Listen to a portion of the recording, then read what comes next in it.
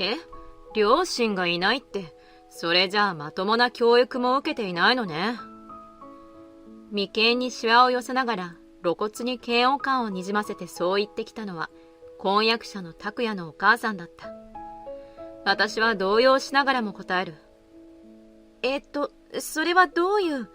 兄は私をここまで育ててくれて、私はとても感謝しています。そうだよ母さん。失礼な発言はやめてくれ。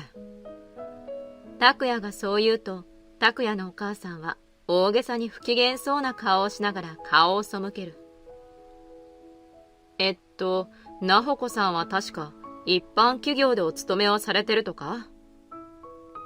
拓也のお父さんがそう尋ねてくる。はい、製造会社で営業の仕事をしています。すると、それを聞いた拓也の両親は口々に話し出す。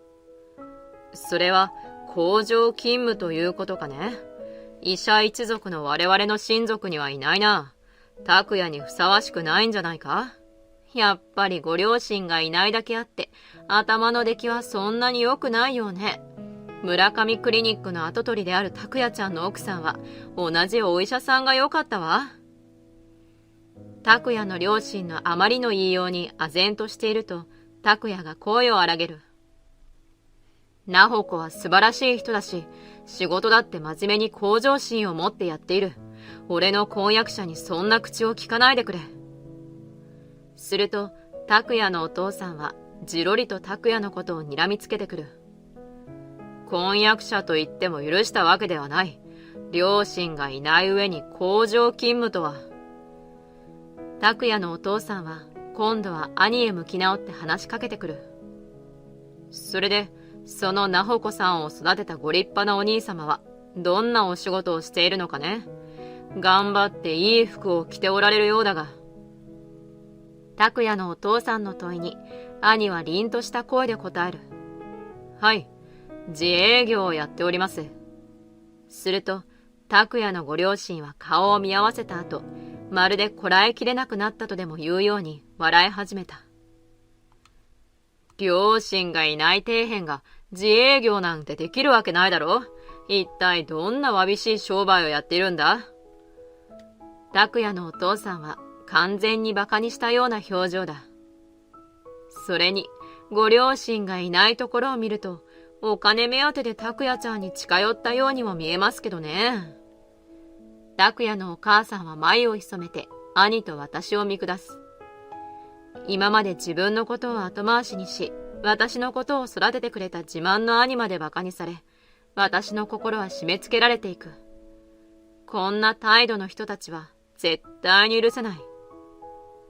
私が声を上げそうになったその時、普段温厚で冷静な兄がすっと立ち上がって言い放った。私の名前はなほこ。今年で28歳になる。中学生の頃に両親を事故で亡くし、それからは8つ年の離れた兄の春樹が親代わりとなって私を育ててくれた。いつも温厚で優しい兄は私にとって自慢の兄であった。私は大学を卒業した後、現在は一般企業に勤めており、充実した毎日を送っている。今日は仕事終わりに恋人の拓也と食事をする予定だ。なほこお待たせ。今日も仕事お疲れ様。拓也こそ疲れたでしょ。2つ年上の拓也は医学部を卒業して、現在は研修医をやっている。大学のサークルで知り合い、私が先輩だった拓也に猛アタックをし、付き合い始めてもう6年になる。拓也はとても優しく、誠実で、私にはもったいないほどの恋人だ。お互い国家試験や就職活動で大変だったが、支え合ってここまでやってきた。食事も終わりに近づき、なんだか今日は素敵なレストランだったな、などと思っていると、急に拓也が真剣な顔をしながら伝えてくる。なほこ、これからもずーっと一緒にいたいと思っている。俺と結婚してくれないか？拓也は私に指輪を差し出し、プロポーズしてくれる。拓也、私とっても嬉しい。こちらこそよろしくお願いします。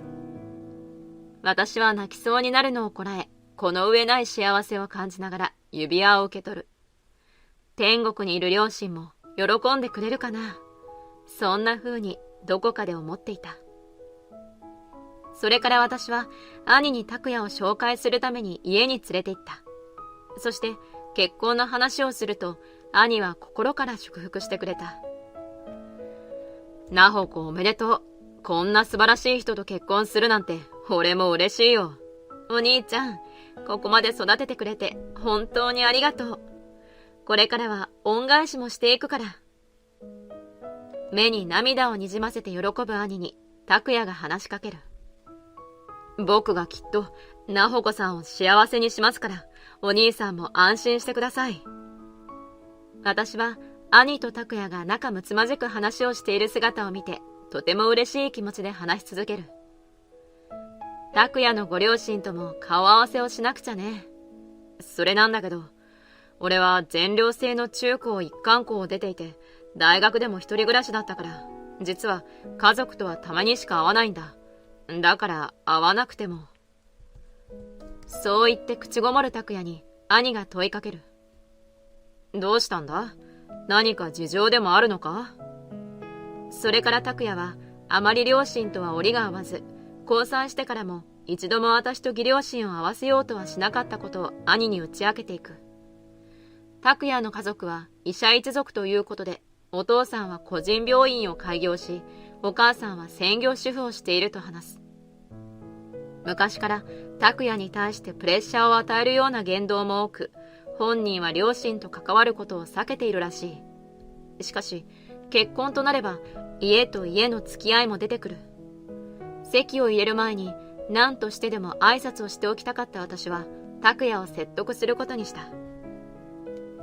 拓也のご家族にもしっかり挨拶しておきたいの。拓也のご両親ともこれから親族になるんだし。そうだよな。ごめん、なほこの言う通りだ。一度連絡を取ってみるよ。そう言い、拓也はご両親との挨拶の場を設けてくれることを約束してくれた。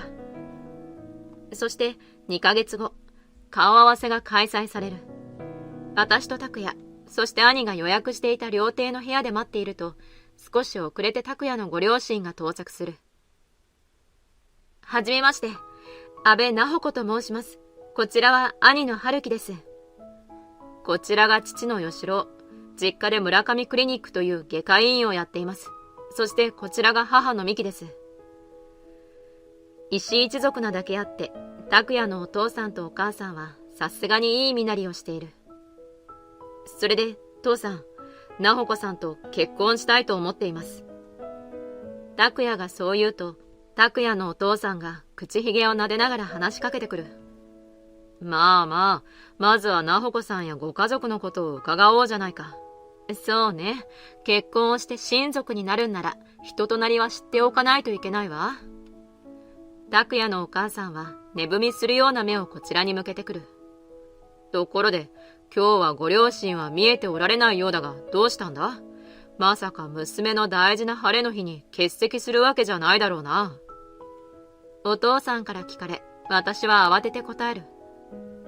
うちは両親がすでに他界しており、代わりに兄が私を育ててくれました。え？両親がいないって、それじゃあ、まともな教育も受けていないのね。眉間にシワを寄せながら、露骨に嫌悪感をにじませてそう言ってきたのは、拓也のお母さんだった。私は動揺しながらも答える。それはどういう。兄は私をここまで育ててくれて、私はとても感謝しています。そうだよ、母さん。失礼な発言はやめてくれ。拓也がそう言うと、拓也のお母さんは大げさに不機嫌そうな顔をしながら顔を背ける。なほこさんは確か一般企業でお勤めをされてるとか？拓也のお父さんがそう尋ねてくる。はい、製造会社で営業の仕事をしています。すると、それを聞いた拓也の両親は口々に話し出す。それは工場勤務ということかね。医者一族の我々の親族にはいないタイプだな。拓也にふさわしくないんじゃないか？やっぱりご両親がいないだけあって、頭の出来はそんなに良くないようね。村上クリニックの跡取りである拓也ちゃんの奥さんは、同じお医者さんがよかったわ。拓也の両親のあまりの言いように唖然としていると、拓也が声を荒げる。なほこは素晴らしい人だし、仕事だって真面目に向上心を持ってやっている。俺の婚約者にそんな口を聞かないでくれ。すると拓也のお父さんは、じろりと拓也のことを睨みつけてくる。婚約者と言っても許したわけではない。両親がいない上に工場勤務とは。拓也のお父さんは、今度は兄へ向き直って話しかけてくる。それで、そのなほこさんを育てたご立派なお兄様は、どんなお仕事をしているのかね。頑張っていい服を着ておられるようだが。拓也のお父さんの問いに、兄は凛とした声で答える。はい、自営業をやっております。すると、拓也のご両親は顔を見合わせた後、まるでこらえきれなくなったとでも言うように笑い始めた。両親がいない底辺が自営業なんてできるわけないだろ。一体どんなわびしい商売をやっているんだ。拓也のお父さんは完全に馬鹿にしたような表情だ。それに、ご両親がいないところを見ると、お金目当てで拓也ちゃんに近寄ったようにも見えますけどね。拓也のお母さんは眉を潜めて、兄と私を見下す。今まで自分のことを後回しにし、私のことを育ててくれた自慢の兄まで馬鹿にされ、私の心は締め付けられていく。こんな態度の人たちは絶対に許せない。私が声を上げそうになったその時、普段温厚で冷静な兄がすっと立ち上がって言い放つ。ご両親の言いたいことはよくわかりました。でも、そんな風に人を見下し蔑んでいると、お宅の病院は潰れることになりますよ。兄の声は氷のように冷たい。一瞬の静寂が訪れた後、拓也のご両親はまた顔を見合わせ、今度は大笑いし始める。何を言い出すかと思えば、親のいない無能なあなたが一体どんな権限をお持ちで。やだわ、頭がおかしくなったのかしら。私と兄は真顔のまま無言でそれを見ている。拓也は目元を押さえて痛恨の表情をしている。え？なんだって言うんだ？拓也の様子を見てお父さんは一瞬戸惑った様子を見せる。さっきも紹介した通り、なほこは工場で働いている。そしてその会社の社長が春樹さんだ。工場といっても医療機器メーカーの製造会社なんだよ。拓也がそう言うと、拓也のお母さんは困惑した表情になっていく。もしかして安倍さんって栄工業の安倍さん？うちの病院で新たに導入しようとしている機材メーカーの？次第にその表情がどんどん青ざめていった。はい。栄工業は私が勤める会社で、兄が経営しております。は？拓也のご両親が揃って声を上げると、兄が改めて拓也のご両親に自分の名刺を差し出した。改めまして、栄工業の代表取締役、安倍春樹と申します。まさか、栄工業の社長なんて。そのまさかだよ。以前から病院に栄工業の機材を導入したがっていただろ。それなのに、その経営者一族の方に、父さんたちはなんてことを言ってくれたんだ。拓也は諦めきったような声でそう告げる。そう、兄は両親亡き後、両親が経営していた医療機器メーカーを継いだ。そして私も兄の後を追うように兄の会社に入社し、営業担当をしていた。なんでそんな大事なことを言わないんだ。そうよ、そうだと知っていれば私たちも。おろおろとうろたえながら拓也の両親は言う。私たちが詳しく言う前に、両親のいない底辺だと罵られてしまいましたので、私はともかく大切な妹まであんな風に侮辱されては黙っていられませんから。兄は静かにそう返す。まあ、これでオタクとの契約はなかったことにさせていただきたいと思っています。兄が最後にそう付け足すと、拓也の両親はまた怒り始める。なんだ、俺たちのことをバカにしてるのか？そうよ。大体何を契約解除って、私的な理由でそんなことが許されるわけがないじゃない。そうですね。確かにご両親の言うことも一理あります。ですが、契約解除に関しては他にも理由があります。兄が淡々と告げる。お宅のクリニックは多数の診療報酬の不正請求や労働基準法違反になるような行為を繰り返しているそうじゃないですか。そんな病院に我々の医療機器を販売することはできかねます。前からうちの病院の経営方針のひどさを訴えてたよね。それなのに全く改善さえしないんだから、取引先から見放されたとしてもおかしくないよな。それは、こんな問題だらけの病院じゃ俺自身も継ぐ気にはなれない。後継者は他を当たってくれ。拓也は兄の言葉に続き、自分の思いを吐露する。すると、これまでほうけていたような状態だった両親が突然土下座し始めた。頼みます。この契約がダメになったら、うちのクリニックはもうダメになってしまう。どうかお願いします。すると、拓也のお母さんも慌てたように告げてくる。それは困るわ。拓也ちゃんがうちの病院を継いでくれると思ったから、夫と二人で何でもやってきたのに。そうだ、何のために着服までして。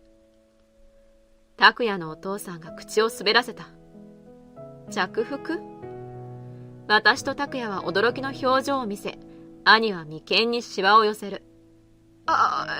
今のは違うんだ。明らかに狼狽する拓也のお父さん。拓也のお母さんはその場で真っ青になっている。兄は厳しい口調で言い放つ。やはりそうでしたか。違う、誤解なんだ。その件についても厳正に調査してもらいます。もちろん、あなた方は処分されるでしょうから、覚悟しておいてください。